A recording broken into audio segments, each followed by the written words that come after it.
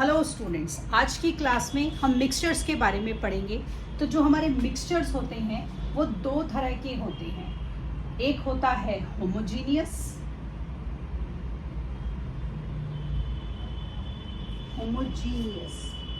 JNEOUS, और एक होता है हमारा हेट्रोजीनियस। तो देखिए होमोजीनियस मिक्सचर हमारे कौन से होते हैं। होमोजीनियस मिक्सचर वो हमारे मिक्सचर्स होते हैं जिनके अंदर सब्सटेंसेस कंप्लीटली डिसॉल्व हो जाते हैं, और जो सब्सटेंसेस डिसॉल्व होते हैं उसका टेम्परेचर, या हम बोले टेम्परेचर नहीं, उसका टेक्सचर पूरे सोल्यूशन में थ्रू आउट यूनिफॉर्म रहता है।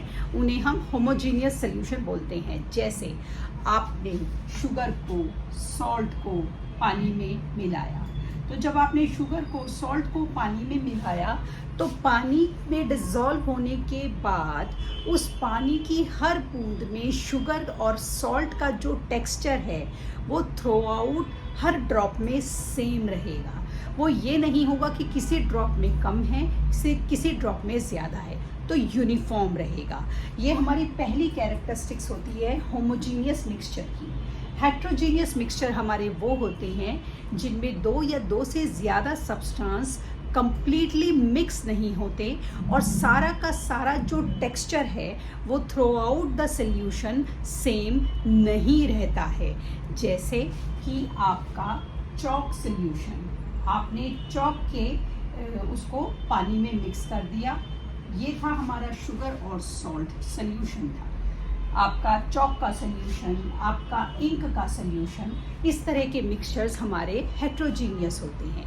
तो जो मिक्सचर्स होते हैं उनकी सबसे पहली कैरेक्टरिस्टिक्स ये होती है कि मिक्सचर से जो हमें सब्सटेंस मिला उसके अंदर उसके कॉन्स्टिट्यूएंट की कैरेक्टरिस्टिक्स होगी। जैसे अगर आपने मिक्सचर में, पानी में शुगर को मिलाया तो शुगर सोल्यूशन, अब वो एक मिक्सचर हो गया, क्योंकि sugar through out the water सारी कंप्लीटली डिसॉल्व हो गई, तो ये होमोजीनियस सोल्यूशन हो गया। तो जो आपका सोल्यूशन है उसके अंदर पानी की भी कैरेक्टरिस्टिक्स है, क्योंकि उसका एक कॉन्स्टिट्यूएंट पानी है और दूसरा कॉन्स्टिट्यूएंट उसका शुगर है, तो उसके अंदर शुगर की भी कैरेक्टरिस्टिक्स है। सेम आपका सॉल्ट सोल्यूशन होगा तो उसके अंदर सॉल्ट की कैरेक्टरिस्टिक्स आ जाएंगी। चॉक का आपने बनाया तो भले ही हेट्रोजीनियस है, लेकिन उस सोल्यूशन के अंदर चॉक की कैरेक्टरिस्टिक्स आ गई। इंक डाला तो इंक का कलर आ गया। तो मतलब मिक्सचर की पहली कैरेक्टरिस्टिक्स आपकी ये होगी कि उसके कॉन्स्टिट्यूएंट जो होते हैं, मिक्सचर जो होता है वो अपने कॉन्स्टिट्यूएंट की प्रॉपर्टीज़ को रिफ्लेक्ट करता है। दूसरा, जब आप मिक्सचर बनाते हैं तो आप उसमें फिज़िकली उसको डिसॉल्व करते हैं चीज़ों को, उसको फिज़िकल मेथड से आप सेपरेट कर सकते हैं। उसके लिए आपको कोई केमिकल मेथड को यूज़ करने की ज़रूरत नहीं होती। तीसरा, जो मिक्सचर होते हैं हमारे, चाहे होमोजीनियस हो चाहे हेट्रोजीनियस हो, ये हमारे एंडोथर्मिक या एक्सोथर्मिक, मतलब ना तो ये हीट एब्जॉर्ब करते ना ये हीट को रिलीज़ करते, ये ऐसा कुछ भी नहीं करते हैं। ये तीसरी कैरेक्टरिस्टिक्स होती है हमारे मिक्सचर की। उसके बाद जो हमारे मिक्सचर होते हैं, क्योंकि वो हम अलग अलग तरीके से उनको वो करते हैं, प्रिपेयर करते हैं, अलग अलग कॉन्स्टिट्यूएंट कभी कम डालते हैं कभी ज़्यादा डालते हैं, तो इसलिए इनका फिक्स्ड मेल्टिंग और बॉइलिंग पॉइंट नहीं होता। जो हमारे मिक्सचर्स होते हैं उनको जब आप प्रपोर्शन में बनाते हो, जैसे किसी ने शुगर सोल्यूशन में शुगर ज़्यादा डाला, किसी ने चॉक पाउडर में चॉक ज़्यादा डाल दिया, तो ये जो हमारे होते हैं इनका जो प्रपोर्शन होता है, कॉम्पोजिशन जो होता है, वो कभी भी फिक्स नहीं होता, वो हमारा वेरिएबल होता है। तो जो मिक्सचर्स होते हैं हमारे होमोजीनियस मिक्सचर, वो हमारे वो होते हैं जो कम्प्लीटली कॉन्स्टिट्यूएंट को अपने अंदर डिसॉल्व कर लेते हैं, और वो थ्रू आउट द हमारा जो मिक्सचर है वो through out each and every drop उसका टेक्सचर सेम रहेगा। हेट्रोजीनियस, जिसका texture through out the solution same नहीं रहेगा। अब आपको मिक्सचर को अच्छे से समझाने के लिए हम एक एग्जाम्पल ले रहे हैं। मान लीजिए हमने आयरन की फिलिंग्स ली और हमने सल्फर लिया और हमने इनको आपस में मिक्स कर दिया। क्या चीज़ ली मैंने?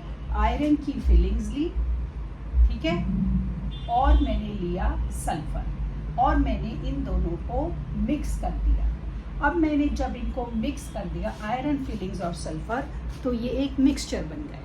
अब मैं आपसे ये कह रही हूँ कि ये जो मिक्सचर है, अब जो मैंने आपको कैरेक्टरिस्टिक्स बताई कि जो मेरा अब आयरन फिलिंग्स और सल्फर को मिलाकर सोल्यूशन बना, उसके अंदर आयरन की भी कैरेक्टरिस्टिक्स होंगी, उसके अंदर सल्फर की भी कैरेक्टरिस्टिक्स होंगी, उसके बाद उसका कोई फिक्स मेल्टिंग और बॉइलिंग पॉइंट नहीं होगा, कोई हीट नहीं रिलीज़ हुई, कोई हमारी हीट एब्जॉर्ब नहीं हुई, इसमें जो हमारा कॉम्पोजिशन है वो प्रपोर्शन मतलब थ्रू आउट जो भी हमारा मिक्सचर है वो में भी सेम ना हो, कहीं आयरन फिलिंग ज़्यादा हो सकती है, कहीं सल्फर ज़्यादा हो सकता है, कैसे होगा। अब आप इसको पता लगाने के लिए कि इस मिक्सचर के अंदर आपकी आयरन की और सल्फर की दोनों की कैरेक्टरिस्टिक्स हैं, आपने क्या करा, इसको मिक्स कर दिया हमने और हमने इसके ऊपर एक मैग्नेट को घुमाया। अब जब हम इसके ऊपर एक मैग्नेट को घुमाएंगे तो हम देखेंगे कि आयरन फिलिंग्स मैग्नेट की तरफ अट्रैक्ट हो जाएंगी और सल्फर अकेला रह जाएगा। तो मतलब जो हमारा मिक्सचर था उसके अंदर आयरन की भी प्रॉपर्टीज़ थी और सल्फर की भी थी। आयरन की प्रॉपर्टीज़ थी तभी मैग्नेट ने आयरन को अट्रैक्ट किया। तो मिक्सचर के कॉन्स्टिट्यूएंट, हमारे मिक्सचर में जो भी कॉन्स्टिट्यूएंट हैं वो अपनी बेसिक प्रॉपर्टीज़ को लूज़ नहीं करते। अब हमने एक और तरीके से इसी एक्सपेरिमेंट को हमने करा। हमने क्या करा, इन दोनों मिक्सचर में हमने कार्बन डाइसल्फाइड CS2, इन दोनों में हमने कार्बन डाइसल्फाइड को भी ऐड कर दिया। अब जो कार्बन डाइसल्फाइड है वो हमारा सल्फर को अपने अंदर डिसॉल्व कर लेगा। जब कार्बन डाइसल्फाइड ने सल्फर को अपने अंदर डिसॉल्व कर लिया और आयरन की फीलिंग्स तो थी ही, अब हम कह रहे हैं इसको सेपरेट करो और अब देखो कि इसके अंदर हमारी कार्बन डाइसल्फाइड और हमारे सल्फर और आयरन फिलिंग्स तीनों की प्रॉपर्टीज़ हैं या नहीं हैं। अब हमने क्या करा, हमने इन तीनों को मिक्स करने के बाद हमने एक फ़िल्टर पेपर लिया और फ़िल्टर पेपर पर इस मिक्सचर को, क्योंकि कार्बन डाइसल्फाइड ने सल्फर को अपने अंदर डिसॉल्व कर लिया था, हमने इस मिक्सचर को उस फिल्टर पेपर पर से सीव कर लिया, छान लिया। तो जब आप देखेंगे, क्योंकि कार्बन डाइसल्फाइड ने तो सल्फर को डिसॉल्व कर लिया, तो जो आपका फ़िल्टर पेपर है उसके ऊपर आपकी सारी आयरन की फिलिंग्स आ जाएंगी। आयरन की फिलिंग्स आ गई, मतलब आयरन की प्रॉपर्टीज़ एज इट इज़ थी।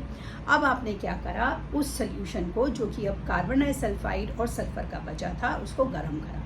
कार्बन डाइसल्फाइड आपका इवेपोरेट हो गया और आपका सल्फर आपको वैसे ही मिल गया। तो आपका सल्फर भी आपको मिल गया और आपकी आयरन फिलिंग्स भी आपको मिल गई। तो कितना हमारे लिए आसान रहा कि हमने मिक्सचर को एक फिज़िकल मेथड से ही सेपरेट कर लिया।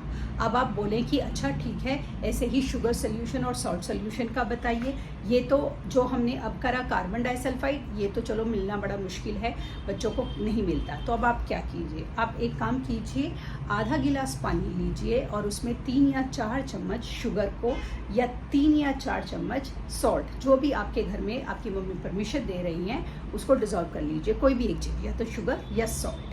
शुगर और सॉल्ट उसमें आप पूरी तरह से डिज़ोल्व कर लीजिए तब तक जब तक कि वो कम्प्लीटली डिज़ोल्व नहीं हो जाता।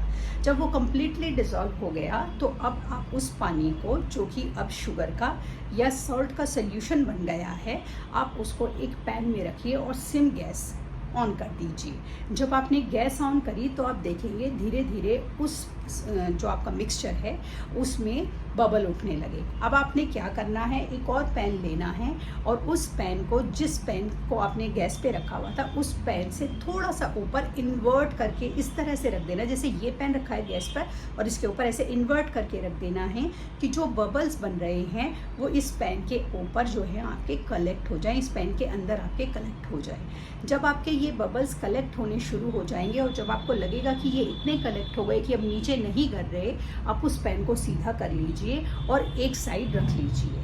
आप देखेंगे कि वो जो पैन के बबल्स आपने कलेक्ट करके अब सीधे करके रखे हैं वो आपका प्योर पानी होगा और जो आपने उस सोल्यूशन के अंदर शुगर और सॉल्ट मिलाया था उसके ब्राउन कलर के क्रिस्टल्स जो हैं आपके पैन में रह गए हैं।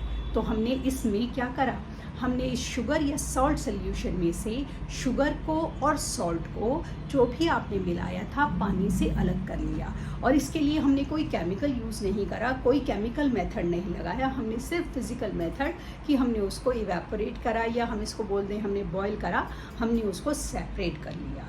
तो इस तरीके से जो मिक्सचर होता है वो अपने कॉन्स्टिट्यूएंट की प्रॉपर्टीज़ को हमेशा शो करेगा, रिफ्लेक्ट करेगा। और जो मिक्सचर होते हैं वो हमारे अलॉय भी हो सकते हैं, हेट्रोजीनियस मिक्सचर भी हो सकते हैं। और जो हमारे मिक्सचर होते हैं उनका कंप्लीटली हम ये बोलेंगे कि सेम फिक्स्ड बॉइलिंग पॉइंट और मेल्टिंग पॉइंट नहीं होता। उनका हमारा सेपरेट करने के लिए हम कोई भी फिज़िकल मेथड यूज़ कर सकते हैं, हमें किसी और केमिकल मेथड को यूज़ करने की ज़रूरत नहीं होती इन केस ऑफ हमारे मिक्सचर। तो आज की क्लास में हमने मिक्सचर के टॉपिक को पूरी तरह से ख़त्म कर लिया है। कल की क्लास में हम नया टॉपिक लेंगे। तब तक के लिए शुभ रात्रि।